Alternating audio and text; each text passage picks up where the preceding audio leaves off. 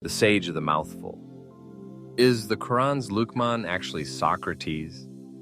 History often separates the East and the West, placing the prophets and sages of the Orient in one category and the philosophers of Greece in another. However, a compelling theory suggests that these two worlds collide in the figure of Luqman the Wise. While traditional Islamic scholarship often identifies Luqman as an African sage from the time of David, a striking set of linguistic, philosophical, and biographical parallels suggests he may be the same figure as the Athenian philosopher Socrates. 1. The linguistic connection, the mouthful. The most profound link lies in the very name Luqman. In Arabic, the name is derived from the root LQM, laqm, which refers to swallowing a mouthful, luqma. While most interpret this as absorbing wisdom, it takes on a literal, haunting significance when applied to the death of Socrates. In 399 BCE, after being sentenced to death for impiety and corrupting the youth, Socrates was forced to drink a mouthful of poison hemlock. He did not flee or beg for mercy. He calmly swallowed the morsel of death to preserve the integrity of his soul. In this light, Luqman, the swallower, acts as a perfect descriptive title for the man who chose the poison over the betrayal of truth. 2. The commandment of disobedience. In Surah Luqman 31:15, the Quran records a specific piece of advice given by the sage to his son.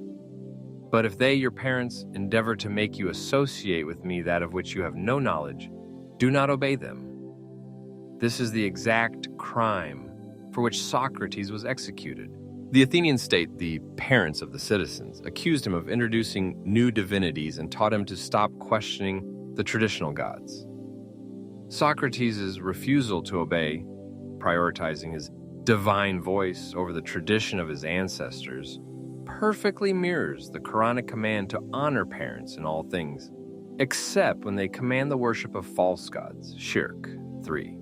The archetype of wisdom, hikmah. Neither Luqman nor Socrates claim to be a king or a prophet. Instead, they are defined by hikmah, wisdom. Luqman is described as a righteous servant, granted wisdom by God. Socrates claimed his wisdom came from the realization of his own ignorance, a form of intellectual humility that the Quran repeatedly praises. Both figures were known for their humble social status. Luqman is often described in traditions as a slave or a man of low social standing. Socrates was famously indifferent to wealth, walking the streets of Athens barefoot, proving that wisdom is a gift of the spirit, not a result of material power. 4. The moral intellectual Socrates famously argued that virtue is knowledge, that no one does evil knowingly, but rather out of a lack of understanding of the good. Similarly, the advice of Luqman in the Quran centers on the idea that correct behavior, humility, moderation, and prayer stems from a correct understanding of God's reality. Both men acted as intellectual fathers. Luqman's teachings are framed as a father's legacy to his son. Socrates' teachings were preserved by his intellectual son, Plato. Both used their lives as a classroom to teach that the health of the soul is the only pursuit that truly matters. Conclusion: a title or a person. While historians may point to different dates and ethnicities to separate these two men, the theological and linguistic symmetry is undeniable. Whether they were the same historical person or simply two manifestations of the same universal sage archetype, the definition remains clear.